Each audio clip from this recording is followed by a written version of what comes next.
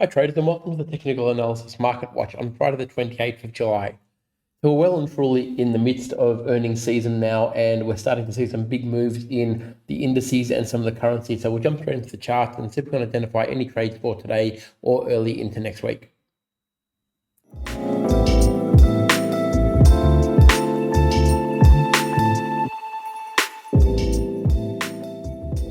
All right, so we'll start out here with the Aussie USD, and you can see we've seen a continued sell-off really, especially over the last few days. This last candle here, you can see a really big wick. So it certainly tries to go up, but look, we've had a really big move down, obviously, and it's found itself at this median point at around that sort of 67-cent mark. You can see it's a pretty important zone for it because you've got a lot of price action right through here. You can see we've got a fair bit of support and resistance right through this zone, but it's also in the middle of the channel that we've been projecting for quite some time. So I don't want to draw a line there because otherwise we can get a little bit congested with what we're seeing. But yeah, look, you can see all the price action. There's no question about that.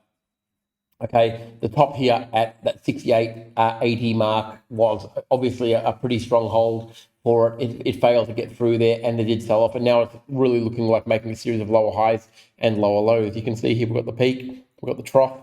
Okay, we've got a lower peak and we're about to get a lower trough as well. So once that kicks in, we're going to be looking at a move down more than likely to about a 66-cent mark, which is still a reasonable scalp. Look, you're talking about 100 pips really if we get that confirmed close. It's still only a scalping mode because really we're inside this channel and we can't really be looking much past that until we actually get to that zone. But being right in the middle of the channel though, I'd be looking more to the weakness, especially after we've seen a series of candles that look like this, and that big rejection there, that's a very big wick and a very negative candle. Like, it could have been a lot stronger obviously if it closed at its highs, but you can see we had a very big sell-off there. And look, dollar strength, this is not the only story for the dollar strength, so we'll go through them now. We'll go over to the US dollar CAD, and you can see here on the CAD that it's trying to push to a new high. We can see we've got the low there. We've obviously got the MACD divergence as well. That's been on our side as well. You can see we've got the peaks of the MACD histogram here, and also the price interacting the way you would like it, which is class A, of course, bullish divergence. And we're about to get a series of higher highs and higher lows. We've got the low, we've got the high, but the higher low, and we're about to break to a new high above the 20 moving average, which is obviously a very significant level. Now, the good thing about the CAD is it's got a very clear target that we can see here. I'll pop a horizontal line there. That there is our target for the first initial move. If we get that close above there and we've got the lightning bolt up, which is what we want, we're going to be looking for a move up to around that 133.50 area. Again, it's only 100 pips. Okay, it's not a big deal in the sense that it's groundbreaking trend change, but what it is doing, it's solidifying the momentum that we're seeing come off this base, and I think that's the important part.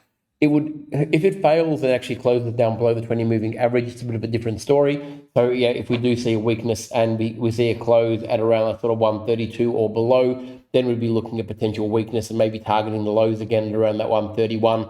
But in reality, though, the momentum is with the move up.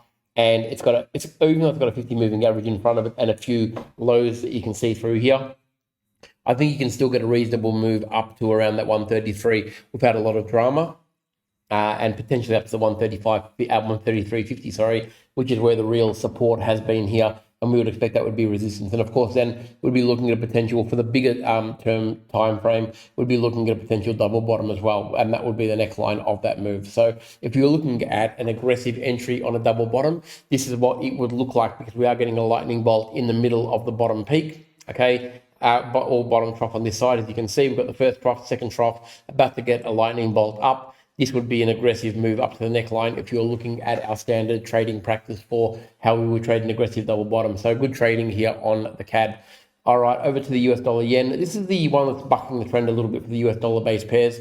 You can see we've had basically a week of weakness here. You can see we hit that point of resistance at 141.70 sort of 5 area. No real surprise to see it sell off from there because it's done that plenty of times over the last year or two. And as you can see, it's basically broken down the 20 moving average and the 50 moving average all in one hit. So the $1 million question now is going to be whether it's actually going to find support here at that 138 level. I've actually lost that line. It's okay, I'll pop it back there. And if we do find that support there, and you can see that we had that previous resistance and support through there, it would be possible to see a bit of a bounce back up to the moving averages. But if it doesn't, that is actually the neckline of a head and shoulders, and quite a big one. That now, with all of the dollar strength going through the other dollar-based pairs, it would be surprising to see this one go so far against the trend. But yeah, as you know, we always trade what we see. So realistically, when it gets to this neckline, if it gets to this neckline around that 138.20 area, we're going to be looking for either a small time frame change of trend, like a 1 hour, or even at a stretch of 4 hour lightning bolt on the way up. And then we'd be looking for a move back up to the moving average in the first instance, which is around that 140.80 area. And if it breaks through there, obviously we'd be looking for the next high, which is around here, around that 144. It's really a wait and see on the yen. I'm not really wanting to, I certainly wouldn't be guessing on the direction. I'd rather it actually just find its level and then actually prove itself rather than actually trying to guess it, because realistically, it has done it before where it's gone completely against the dollar strength and gone the complete opposite of the CAD and the dollar index and moved down like the euro has. So look, we'll keep an eye on it, but this is the critical level for it, the 138.20 area. If it gets there, look for a rounding bottom. If it breaks through there and fails to hold, then we'd be looking at moves down to 136.80, and then even worse, all the way down to 135. But that's still a way to go for that to happen. We need the closes below this level before that we get excited about that. My preferred move would be a move up from around this level if we get a bit of a turnaround from here, because then we're going with the momentum of the strength for the dollar-based pairs. But not bad trading if you actually got this high, because realistically, that was a reasonable sell zone at around that 141.60 area, because it was previous resistance, and it certainly did the job. So hopefully you're able to take advantage of that, because it was pretty good. Over to the dollar index, and we can see here we're getting a breakout move now. We're above the 20 moving average again, which is important. 101.70 is the current level, or the current level of this candle. It's got resistance here. There's no question about that. You can see it right through this point here and right through these levels here, but it looks like it's got enough to carry it through. The signal line's about to come out of the histogram on the MACD. It's telling us that we've got, basically momentum on our side now.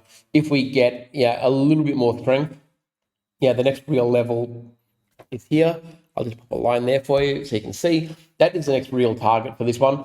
And it does seem like a long way away, but it's actually, it's basically 200 points. But the euro, of course, is the one we're looking at trading here if we're looking at using this as a base. We'll go to that now. And clearly you can see we've been absolutely smashed, went right through the support. It found support there for about 3 days, and it did try to rally off it and the 20 moving average, but it's completely broken down now and testing this new level. Look, if it fails here and continues to sell off, if you haven't got in already, look for a smaller pullback on a smaller time frame, and you should be able to get in. Really, the 108.50 is the first target, and if the dollar index does what it looks like it wants to do, which is actually continue up past that level at the and get to the 103, you're going to probably most certainly see a break of the euro 108.50, and if it does that, obviously the next real level, and it's a very, very strong level at that, is the 106.80. It's still a long way away though. It obviously has to break this point here before we start getting excited about a move down there. If it does reverse through here though, we're going to probably find resistance here at the 108.10.50 again. So just be mindful of that the move down actually has less trouble in front of it than the move up now, especially seeing as though it has done this and failed to hold up the 20 moving average. So good trading, but I think you just have to really wait for the next level now. If you've missed this one, and that would have been a hard candle to get into unless you're absolutely there on a smaller time frame, it's going to give you a few issues to get in. So probably just a bit of a wait and see on that one.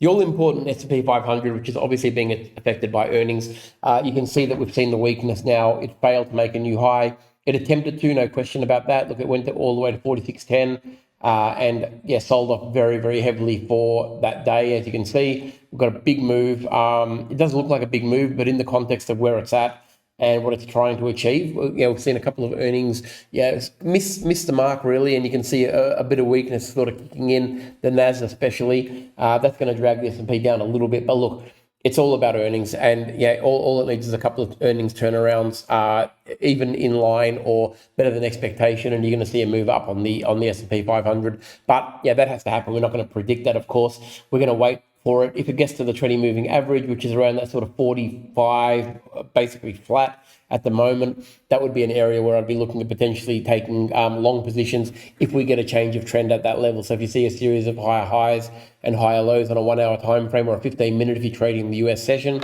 that would give you enough confidence to push it back up to around that sort of probably the 4,600 would be the first target, because it's already been there, it's been there. So that would be the first target on the long. But if the 20 moving average fails to hold up here, and it does break lower than the 4,500 on a daily chart, you'd be looking at 4,450 in the first instance, this previous resistance zone that you would expect to find support now. And of course, a further breakthrough from there. And the longer term target would be that 4320 area, which we've got marked here with this green line. So reasonable trading on the S&P 500, but you've got to trade it with caution, obviously, because every day brings a new set of earnings, and that's going to be very driven by those. But we've had some good moves this week, so hopefully you're able to get hold of some of those and collect some pretty good trades. I hope everyone's had a great week's trading. Have a great weekend. I look forward to seeing you all next week.